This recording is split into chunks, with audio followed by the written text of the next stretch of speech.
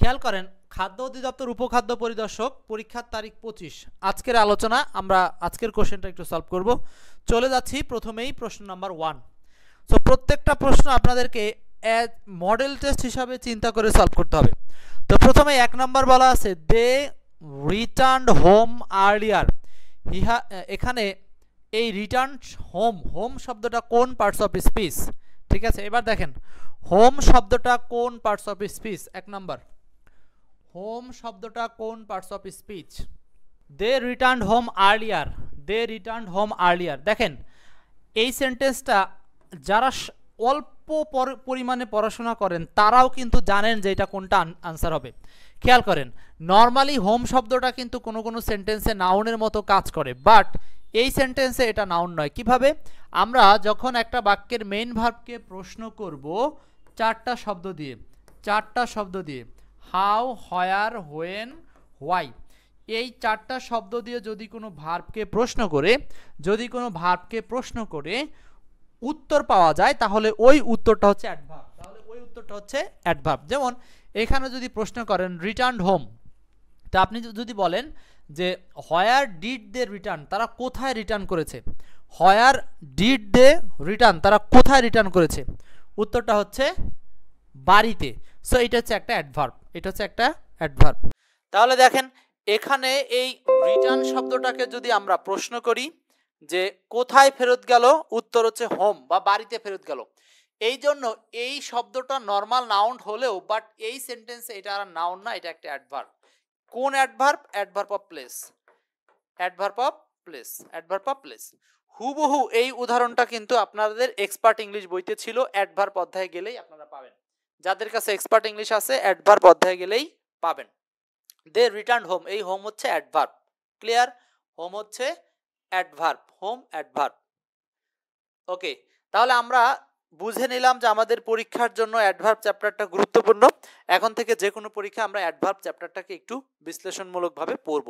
Next 2 number, if I dash a millionaire I dash help every worthy cause. Fill in the blank with correct right form of verbs. বলেন এটা সঠিক রূপ কি হবে?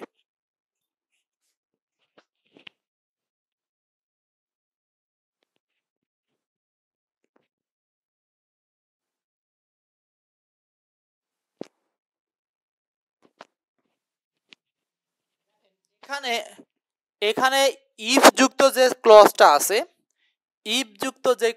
আছে, এইটা হচ্ছে শর্ত বোঝাচ্ছে ঠিকই, বাট এটা হচ্ছে আনরিয়াল কন্ডিশন বোঝাচ্ছে। ইফ আই ড্যাশ এ মিলিয়নিয়র, যদি আমি মিলিয়নিয়র হতাম, এটা একটা কল্পনা বোঝাচ্ছে। তো হওয়া অর্থে এখানে যদি এরকম থাকে তাহলে আমরা ব্যবহার করব ওয়ার শব্দটি, কেননা এটা পাস্ট ইনডিফিনিট টেন্সে কোনো কিছু হওয়া বোঝায় না, এটা তো ওয়ার দেওয়া যাবে না। এটা যে আমি মিলিয়নিয়র হতাম এইটা না, বরং আমার যদি এরকম হতো যে আমার মিলিয়ন মিলিয়ন টাকা থাকতো, এইটা হবে answer. If I had been a millionaire, এখানে মিলিয়নিয়র কথাটা বলতে বোঝাচ্ছে লক্ষ লক্ষ টাকা, সেটাই বোঝাবে না। উত্তরটা কি করব বলেন তো?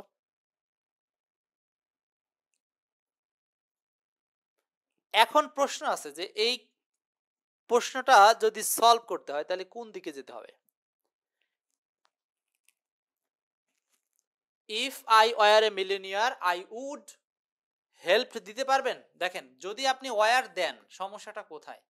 এখানে যদি আমরা ওয়ার রিপ্লেস করি তাহলে এখানে আমি উড দিতে পারতেছি না। কেন পারছি না? কারণ উডের পরে এখানে হেল্পের পরে যে ইডি আছে, পাস্ট টেন্স ব্যবহার করা যাবে না। উডের পরে পাস্ট টেন্স ব্যবহার করা যাবে না।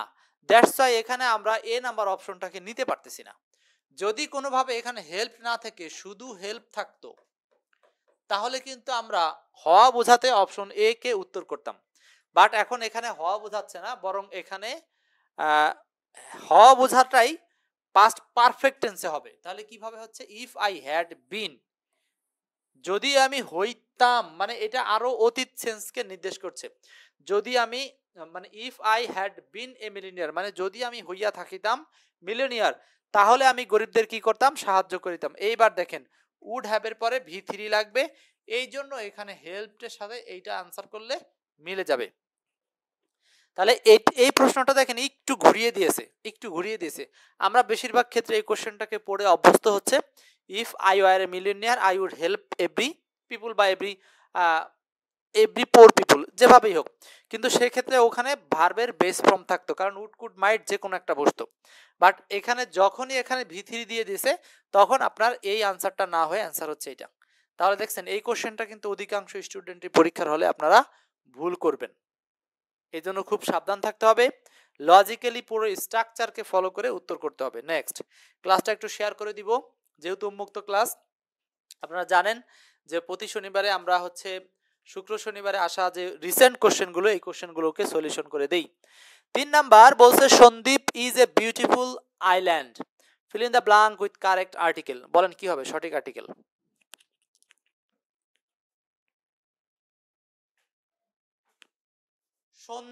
Sandwip is a beautiful island. Sandwip হচ্ছে একটা বিউটিফুল আইল্যান্ড, ভালো কথা, সন্দ্বীপ বিউটিফুল আইল্যান্ড। আর্টিকেলের নিয়ম অনুযায়ী সন্দ্বীপের সামনে আমরা কোনো আর্টিকেল ব্যবহার করব কিনা এটা জানা থাকলেই হয়ে যাবে। বলেন বিদ্রোহী রাকিব, এমডি আনারুল, জয়নুল আবেদিন।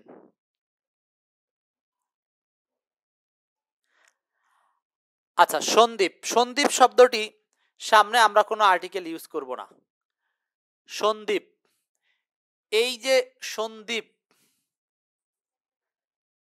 এটা একটা দ্বীপের নাম। তো দ্বীপের ক্ষেত্রে সন্দ্বীপ, এই দ্বীপটির পূর্বে আমরা কোনো আর্টিকেল ইউজ করব না। এটা অ্যান্সার হবে নো আর্টিকেল। এটার অ্যান্সার হবে no article.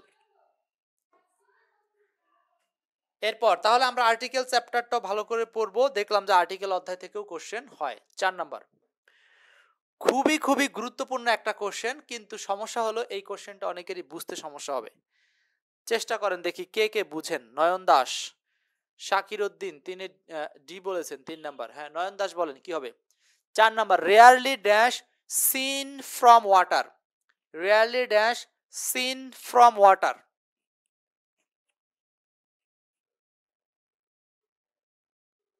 Rarely dash seen from water. Rarely, এই রেয়ারলি শব্দটা হচ্ছে নেগেটিভ অ্যাডভার্ব। স্ট্রাকচারটা কি আমরা একটু জেনে নেই।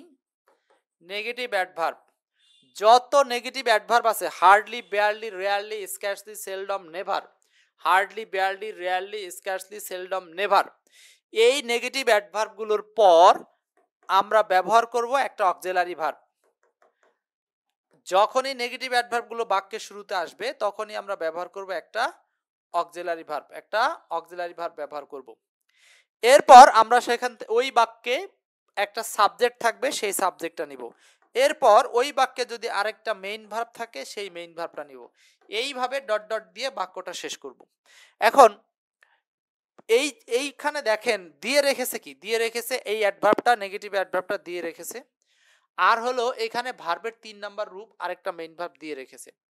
তাহলে আমার মাঝখানে চাহিদাটা হচ্ছে অক্সিলারি ভার্ব আর হলো সাবজেক্ট, এই দুইটা জিনিস লাগবে। এই অধ্যায়টার নাম হচ্ছে ইনভার্সন। ইনভার্সন এই অধ্যায়ের নাম ইনভার্সন। অ্যাডভার্ব অধ্যায় ঠিক পরেই দেওয়া আছে আমাদের এক্সপার্ট ইংলিশ বইতে। অ্যাডভার্ব অধ্যায় ঠিক পরেই দেওয়া আছে ইনভার্সন। হ্যাঁ, সেই ইনভার্সন অধ্যায় থেকে এই কোশ্চেনটা আসছে। এখন আমরা নেব কি auxiliary verb plus subject.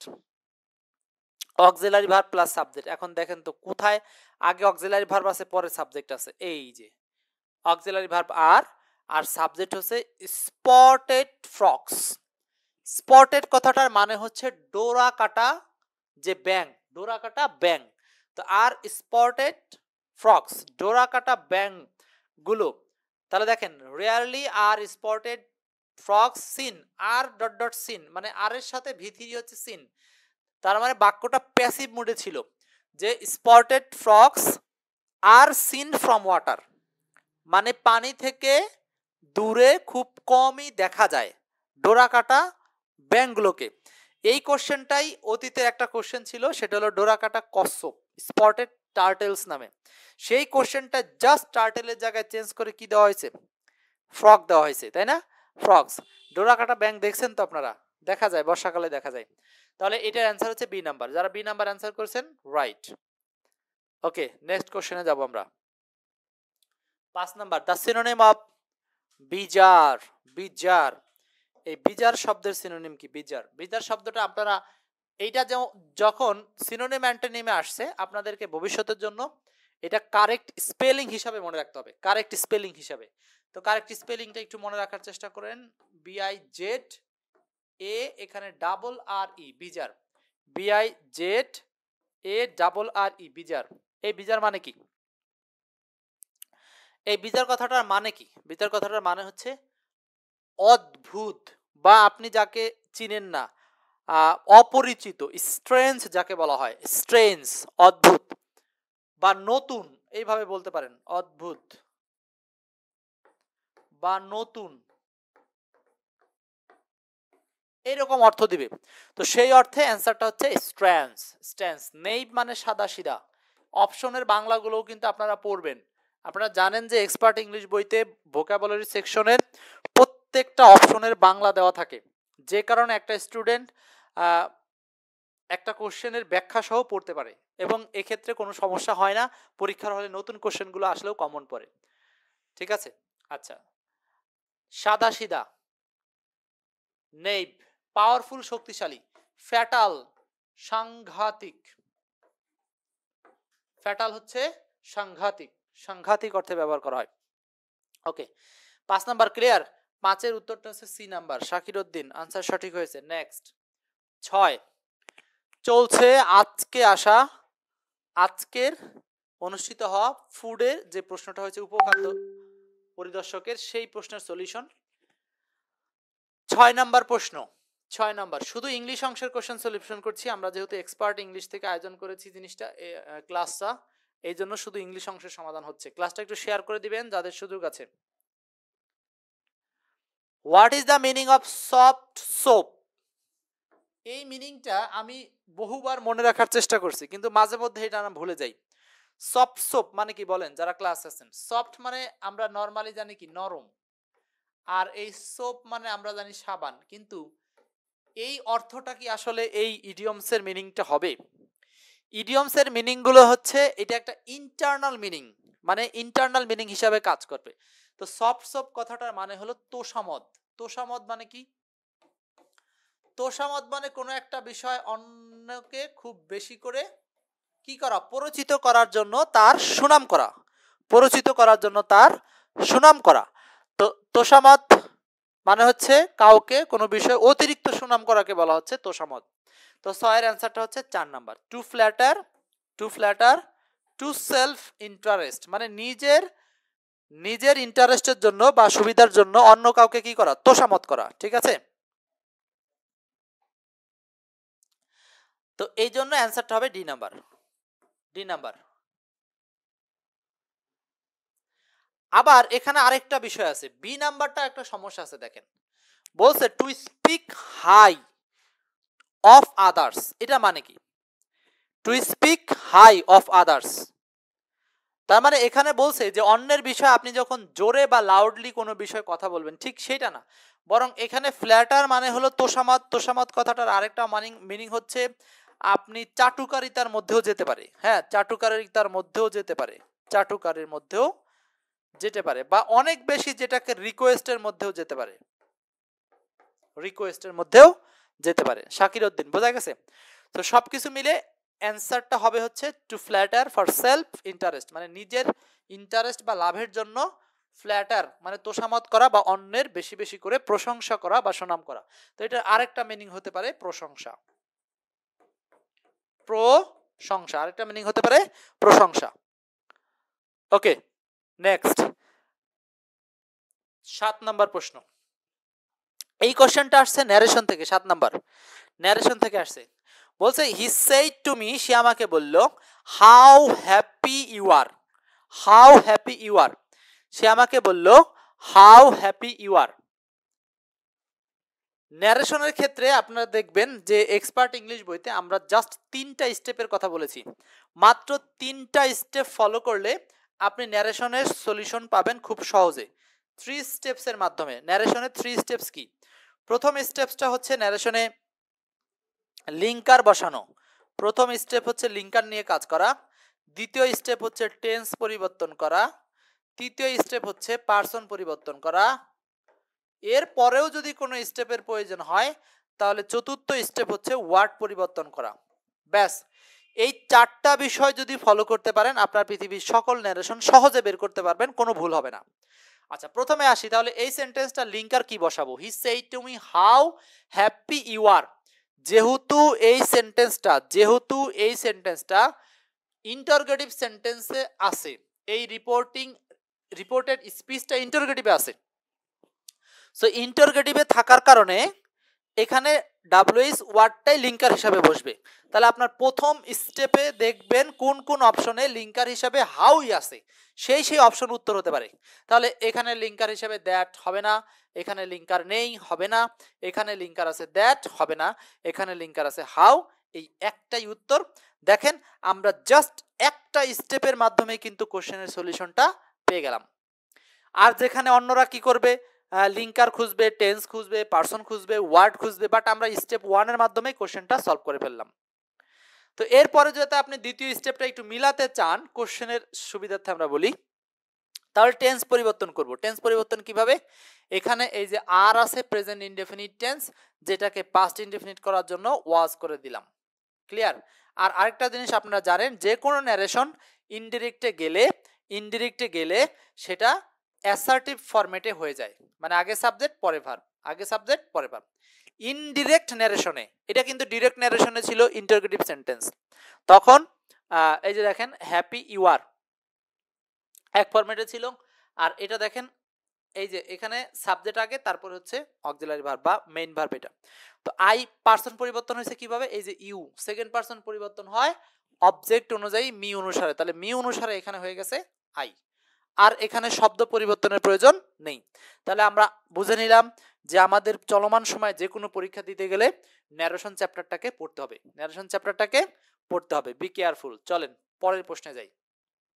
8 number, which one is singular? এই চ্যাপ্টারটার নাম কি? Which one is singular? এই চ্যাপ্টারটার নাম হচ্ছে নাম্বার। এই চ্যাপ্টারের নাম হচ্ছে নাম্বার। বর্তমান সময়ে এমন কোনো এক্সাম নাই যেখানে এই নাম্বার চ্যাপ্টার থেকে কোশ্চেন হয় না। তো নাম্বার চ্যাপ্টারটা অত্যন্ত গুরুত্বপূর্ণ, এই কারণে আমাদেরকে নাম্বার চ্যাপ্টারের উপর বিশেষ দক্ষতা নিতে হবে। বিশেষ করে এখানে আপনারা ল্যাটিন যে 7টা রুলস আছে, ল্যাটিন রুলস, সেই রুলসগুলো একটু পড়ে নেবেন। তো আসেন আমরা একটু দেখি এখানে।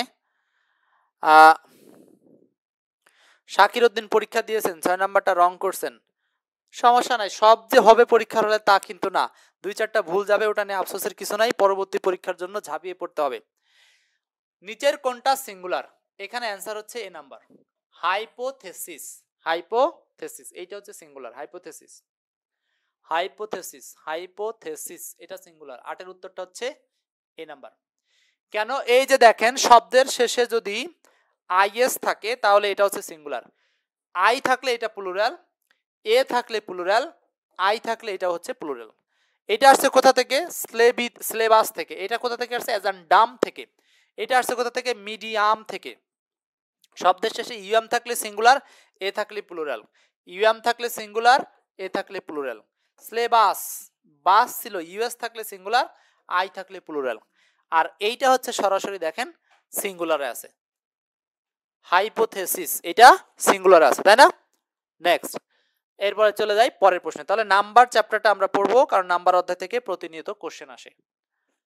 9 নাম্বার প্রশ্ন। 9, শাকির উদ্দিন, খুবই ইজি ছিল, তারপরেও ভুল হয়ে যায় পরীক্ষার হলে। হ্যাঁ, যারা ক্লাস আছেন ক্লাসটা একটু শেয়ার করতে পারেন। চলছে আজকে অনুষ্ঠিত হওয়া খাদ্য অধিদপ্তরের একটা প্রশ্ন সমাধান, শুধু ইংলিশ অংশ। আমরা দেখছি এক্সপার্ট ইংলিশ বই থেকে সবগুলো কোশ্চেনই কমন ছিল। 9 number, run or die, make it simple. এই অধ্যায়টার নাম হচ্ছে ট্রান্সফরমেশন। এই অধ্যায়টার নাম হচ্ছে, আপনারা সলভ করেন দ্রুত, মডেল টেস্ট আকারে সলভ করেন, ট্রান্সফরমেশন। এই অধ্যায়টার নাম হচ্ছে transformation. Run or die, make it simple, এটাকে সিম্পল সেন্টেন্স করতে হবে। রান অর ডাই, রান মানে কি? দৌড়াও নতুবা মারা যাও, এইখানে কিন্তু অর কথাটা আছে। আরেকটা বিষয় হচ্ছে যে এখানে খেয়াল রাখবেন দুই পাশেই সাবজেক্ট উজ্জ আছে, এখানেও ইউ ছিল, এখানেও ইউ ছিল, মানে you run or you will die, তুমি দৌড়াদৌড়ি করো নতুবা তুমি মারা যাবে। তো 9 নম্বরের অ্যান্সারটা হচ্ছে বি নাম্বার। কারো সন্দেহ থাকলে বলেন, ব্যাখ্যা করি, নতুবা দরকার নাই, আশা করি বুঝবেন। 9 নম্বর প্রশ্নটা বলেন।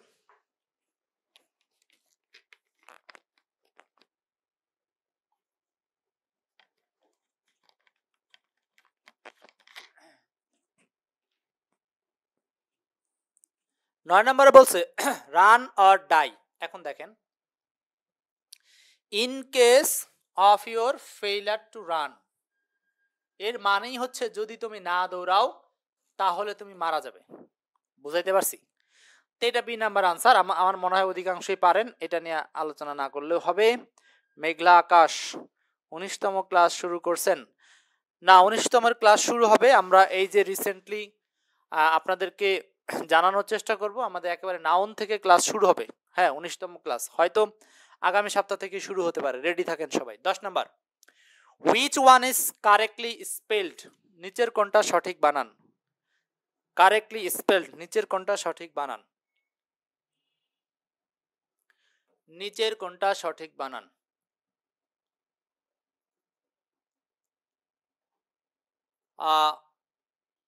অ্যাকুইসেন্স, অ্যাকুইএসেন্স, অ্যাকুইএসেন্স, অ্যাকুইএসেন্স।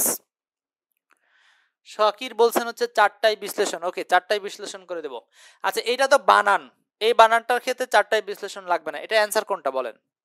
স্পেলিং থেকে প্রত্যেকটা পরীক্ষায় কোশ্চেন হয়। স্পেলিং, আপনারা স্পেলিং চ্যাপ্টারটা কিভাবে পড়বেন এইখানে পাবেন, ঠিক আছে? স্পেলিং চ্যাপ্টারটা একেবারে বিশ্লেষণ সহকারে দেওয়া আছে, বা স্পেলিং মনে রাখার কৌশলগুলোও দেওয়া আছে। সাকিম উদ্দিন রনি, নিউ রুটিনটা দিব। নিউ রুটিন কিসের চাচ্ছেন?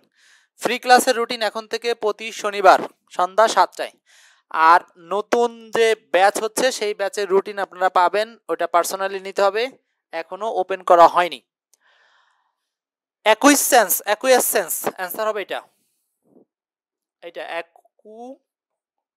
ACQUI, ইএসএ হচ্ছে এস, হ্যাঁ, আর এইটুকু হচ্ছে সেন্স, অ্যাকুইসেন্স। 20 নাম্বার। আর 10-এর উত্তর হচ্ছে ডি নাম্বার। স্পেলিং মনে রাখার বিশেষ কৌশল নিয়ে কিন্তু আপনাদের যে ডিভাইড রুলস বা ডিভাইড ফর্মুলার আবিষ্কার করেছি, সেই ডিভাইড ফর্মুলা বা ডিভাইড রুলসগুলো কিন্তু আপনারা এই বইতে না হলেও 300-র উপরে উদাহরণ পাবেন, যেখানে ডিভাইড ফর্মুলা ব্যবহার করে বলা আছে যে একটা কোশ্চেন আপনি কিভাবে সলভ করবেন। 11 নম্বর প্রশ্ন, constitution is the way of life of state has chosen for itself. তার মানে সংবিধান হচ্ছে একটা রাষ্ট্রের ওয়ে অফ লাইফ, মানে জীবন চালানোর একটা উপায় যেটা রাষ্ট্র নিজেই চয়েস করেছে। এই উক্তিটি কার? এই উক্তিটি কার সেটা জানতে চাওয়া হচ্ছে। 11, এটার অ্যান্সার কি? এটা জাস্ট এক প্রকার মুখস্থ টাইপের কোটেশন আর কি। এই কোটেশনগুলো যারা লিটারেচারের অধ্যায়টা ভালো, লিটারেচার চ্যাপ্টারগুলো পড়েছেন তারা জানেন, কোটেশন চ্যাপ্টার থেকে এই কোশ্চেনটা আসছে। উত্তরটা হচ্ছে অ্যারিস্টটল। অ্যারিস্টটল, উত্তর কি? অ্যারিস্টটল। এখন এই ধরনের কোটেশন আসলে আপনি কিভাবে মনে রাখবেন? ধরেন এই কোটেশনটাই ভবিষ্যতে আবার আসলো, আপনি মনে রাখার জন্য বিশেষ কিছু ক্লু ইউজ করবেন। ক্লু, এই ক্লুটা আপনি নিজে ঘরে বসে তৈরি করতে পারেন, অথবা আমাদের এক্সপার্ট ইংলিশে বেশ ভালো ভালো ক্লু দেওয়া আছে, সেই ক্লুগুলো দেখতে পারেন।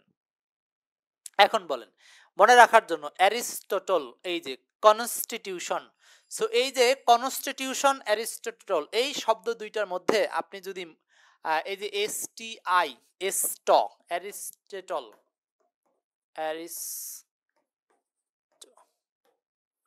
এই যে বানানের সাথে মিল রেখে বা উচ্চারণের সাথে মিল রেখে যদি আপনি এই কনস্টিটিউশন অ্যারিস্টটল এইভাবে মনে রাখেন, তাহলে আপনার কিন্তু এগুলো বেশ মনে থাকবে।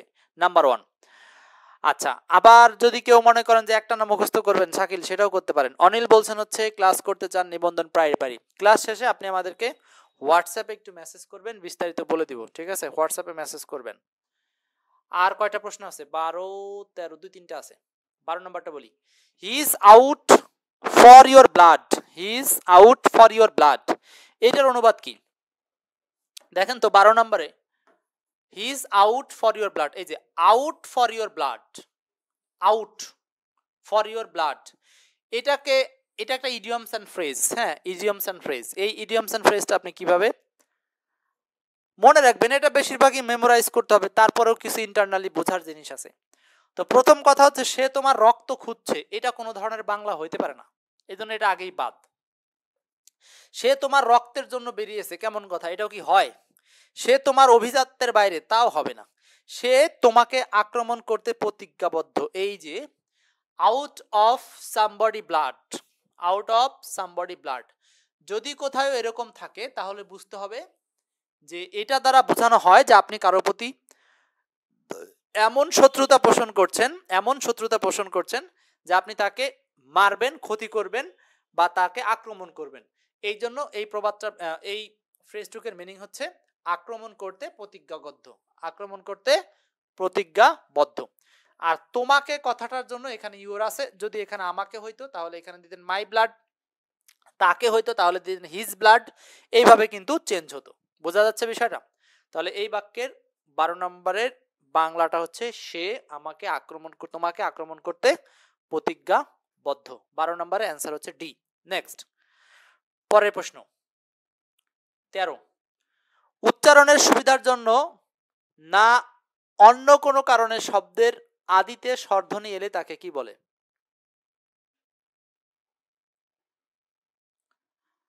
এখানে না কথাটা কি ঠিক আছে? মেঘলা আকাশ, সাউন্ড ক্লিয়ার হচ্ছে না, একটু কম আছে, আর দুইটা কোশ্চেন আছে, এটা ঠিক হয়ে যাবে ইনশাআল্লাহ। নেক্সট, উচ্চারণের সুবিধার জন্য এখানে না না, এখানে হবে বা।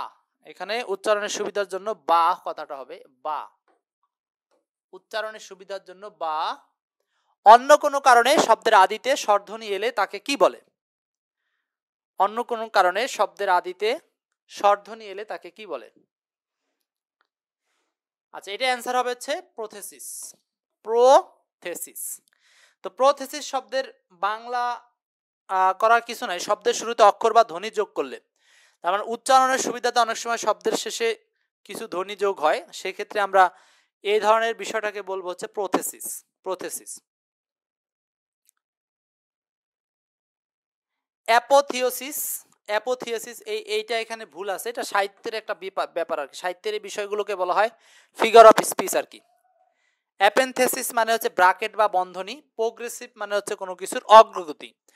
তো প্রোথেসিস মানে হচ্ছে শব্দের শুরুতে উচ্চারণের সুবিধার্থে যদি কোনো কিছু আসে, এই ধরনের বিষয়টাকে বলা হয় প্রোথেসিস। 13 অ্যান্সার হচ্ছে এ নাম্বার। আদি স্বরগম, যেটা বাংলা আদি স্বরগম,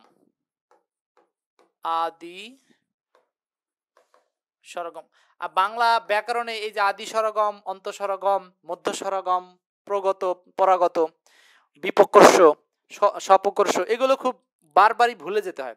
এই জন্য এগুলোকে গরম গরম পড়বেন, আর পরীক্ষার কিছুদিন আগে, মানে পরীক্ষার 2-1 দিন আগে তাৎক্ষণিক পড়বেন, পরে পরীক্ষা দিবেন, দেখবেন জিনিসগুলো আপনার পরীক্ষার হলে কাজে লাগাবেন। তাছাড়া বেশিরভাগই এগুলো মনে থাকে না, শুধু ভুলে যেতে হয়। 14 number, which period is known as romantic period of English? কোন যুগটাকে ইংরেজির রোমান্টিক যুগ বলা হয়? এটা আসলে মুখস্থ না থাকলে পারবেন না বলেই স্বাভাবিক, ইংরেজি সাহিত্যের স্টুডেন্ট ছাড়া। আর সাধারণ স্টুডেন্টের জন্য কাজ হবে এগুলো মুখস্থ করা। যদিও আপনারা অনেকে জানেন যে একটা সূত্র ছিল এরকম, অমি ঋণী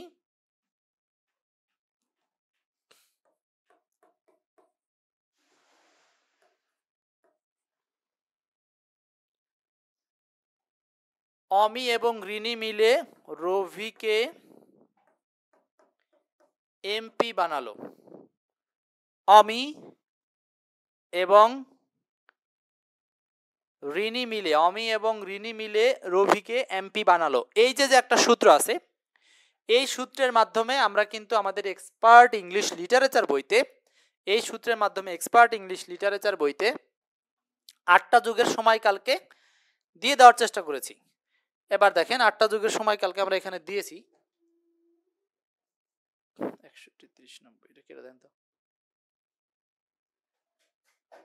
কেটে গেল নাকি? আচ্ছা, ওতে হচ্ছে ওল্ড ইংলিশ পিরিয়ড, মিতে হচ্ছে মিডল ইংলিশ পিরিয়ড, রিতে হচ্ছে রেনেসান্স পিরিয়ড, নিতে হচ্ছে নিউ ক্লাসিক্যাল পিরিয়ড, রোতে হচ্ছে রোমান্টিক পিরিয়ড, ভিতে হচ্ছে ভিক্টোরিয়ান পিরিয়ড, এমতে হচ্ছে মডার্ন পিরিয়ড, পিতে হচ্ছে পোস্ট মডার্ন পিরিয়ড। এইভাবে মোট ইংরেজি সাহিত্যের যে 8টা যুগ আছে আপনারা এইভাবে সিকোয়েন্সটা মনে রাখতে পারেন। তারপরে এগুলো সাল মনে রাখার জন্য আপনারা সেখানেও সাল মনে রাখার সিস্টেম কিন্তু আমাদের এক্সপার্ট লিটারেচার বইতে দেওয়া আছে। সো রোমান্টিক পিরিয়ড শুরু হয়েছে হলো 1798 থেকে 1832, 1798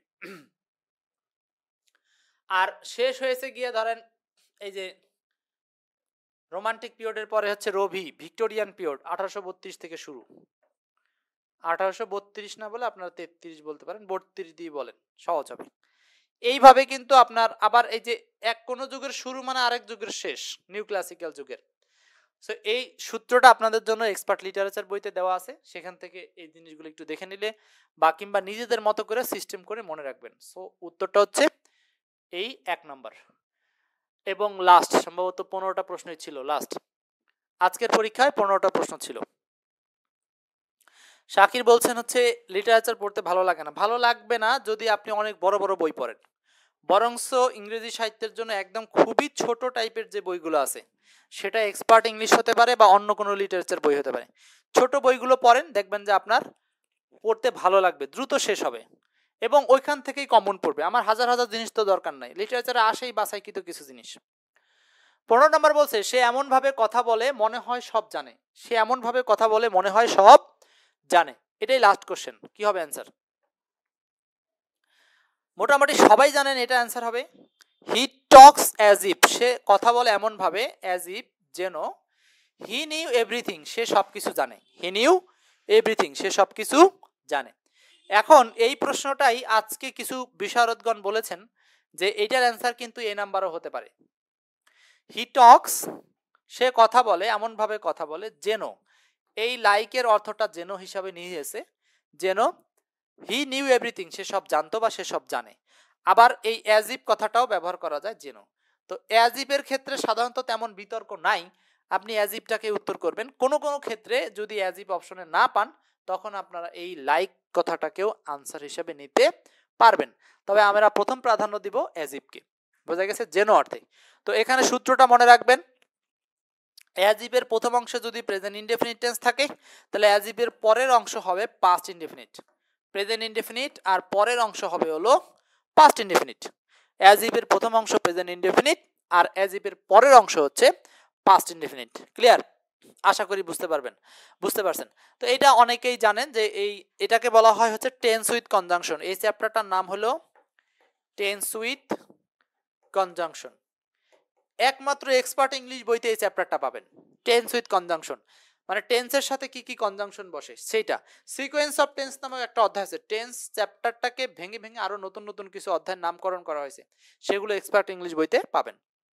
সো এই ছিল আজকের 15টা প্রশ্ন, খাদ্য অধিদপ্তর আসা।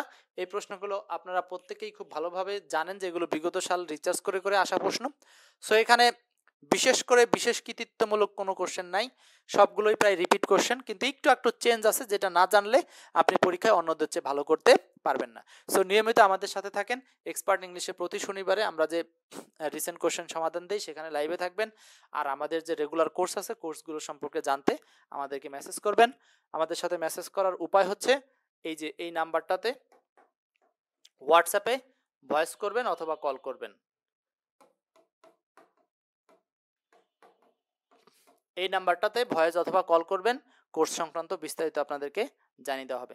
তো আজকের মতো এই পর্যন্তই শেষ করছি। ভালো থাকেন, আল্লাহ হাফেজ।